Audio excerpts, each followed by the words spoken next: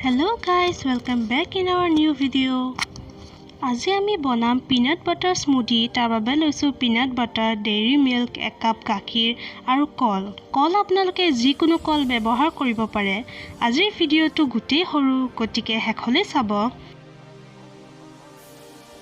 প্ৰথমতে আমি কলখিনি ধুনীয়াকৈ সৰু সৰুকৈ কাটি ল'ম আৰু তাৰ লগতে চকলেট আৰু এচামুচ পিনাট বাটাৰ ল'ম।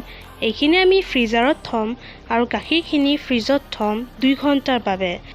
তাৰ পাছত ধুনীয়াকৈ গুটিখিনি আমি গ্ৰাইণ্ড কৰি ল'ম। বস্তুখিনি আপোনালোকে নিজৰ হিচাপত কম বেছি পৰিমাণে ল'ব পাৰে। আমাৰ স্মুদি তৎক্ষণাতেই ৰেডি হৈ যাব। বনাওঁতে অকণো সময় নালাগে।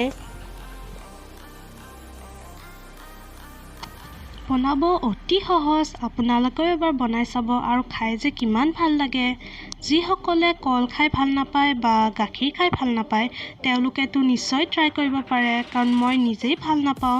আৰু ইয়াত কলৰ গোন্ধটো কমি যায়, পিনাট বাটাৰ ধুনীয়া এটা ফ্ৰেগ্ৰেঞ্চ আহে। আপোনালোকে চকলেটৰ সলনি ইয়াতে মৌ দিব পাৰে। মৌ দিলেও ধুনীয়া মিঠা হ'ব আৰু খায়ো খুব ভাল লাগিব। ইয়াত গাখীৰৰ গোন্ধটো সম্পূৰ্ণভাৱে নোহোৱা হৈ যায়। আপোনালোকে ইচ্ছা কৰিলে অলপমান ডালচেনি পাউডাৰো ইয়াতে দিব পাৰে।